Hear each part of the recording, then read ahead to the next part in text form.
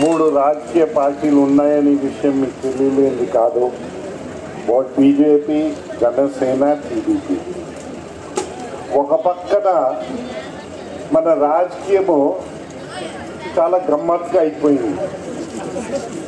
దేశంలో మనమందరూ ఒక పిట్ట కథ అయిపోయింది.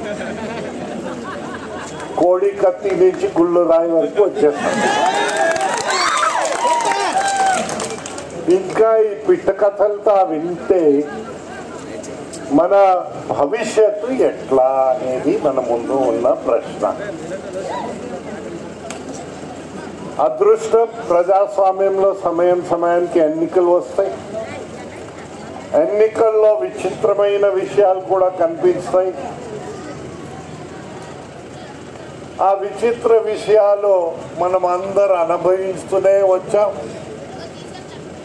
అంబేద్కర్ గారు అప్పుడు రాజ్యాంగాన్ని రచించి మనకి directive principles of state policy ఇచ్చి, నందమూరి తారక రామారావు గారు వచ్చేదాకా సంక్షేమ రాజ్యం అనేది ఆ రాజ్యాంగంలో రచించబడింది. కానీ ఒక్క పక్క ఇల్లు కూడా ఎక్కడ చూడడానికి మనకు అవకాశమే లేదు. ద్వారపుడిలో మనం కొంచెం అదృష్టం, ఇక్కడ మీ రైతుల ముందర వచ్చారు, త్యాగం చేశారు. అప్పుడు ఒక హటింగ్ ప్రోగ్రామ్ చేస్తాం, అంటే గుడ్సులు కట్టాం.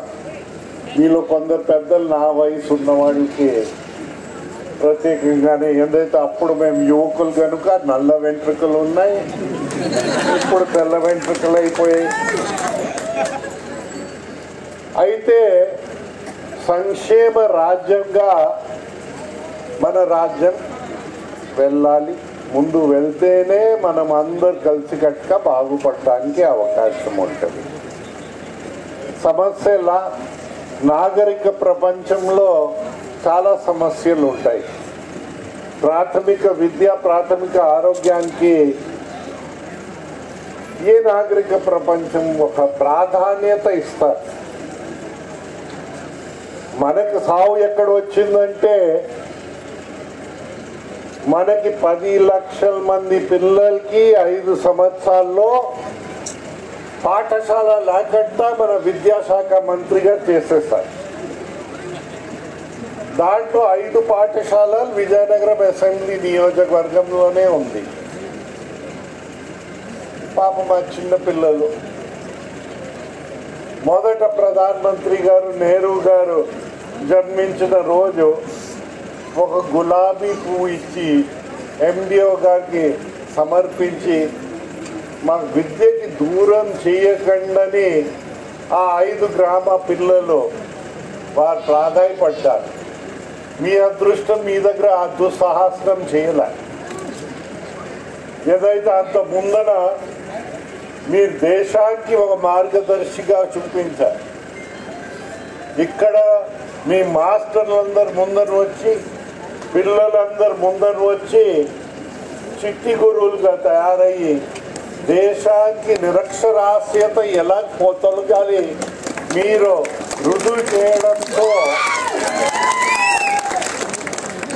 బహుశా బహు తక్కువ గ్రామ పేర్లు లోక్సభ, రాజ్యసభలో వస్తాయి. మీ ద్వారపుడి గ్రామ పేరు కూడా అక్కడ వచ్చిందని విషయము, అది మీరందరూ కృషి వల్ల జరిగిన విషయం అని, ఏదో ఒకరు సాధించాలని నేను అనుకోను. ఏదైతే మేము బరువు అయిన మనుషులు కాము, మేము మామూలు మనుషులుగా పుట్టాం. మీకు ఉట్టి కథలు చెప్పము. అయ్యా మేము డబ్బు ఉన్న మనుషులు, మీ మిల్లులు కట్టేస్తామో తిప్పేస్తామంటే ఎలా తిప్పారో మేము ద్వారపుడి గ్రామంలో కూడా చెప్పక్కర్లేదు. మీ జీవితాన్ని దయచేసి ఆలోచించండి. ఇప్పుడు కొత్తగా మనలో కిరికిరి వ్యవహారాలు 3వ పార్టీ తయారైంది. అన్ని రాజకీయ పార్టీలు టికెట్ కాని వాళ్ళు కిరికిరిగా వస్తారు. ఓడించండి ఓడించండి అంటే మీ భవిష్యత్ పోతే వారికి, మీ భవిష్యత్ ఆలోచించండి.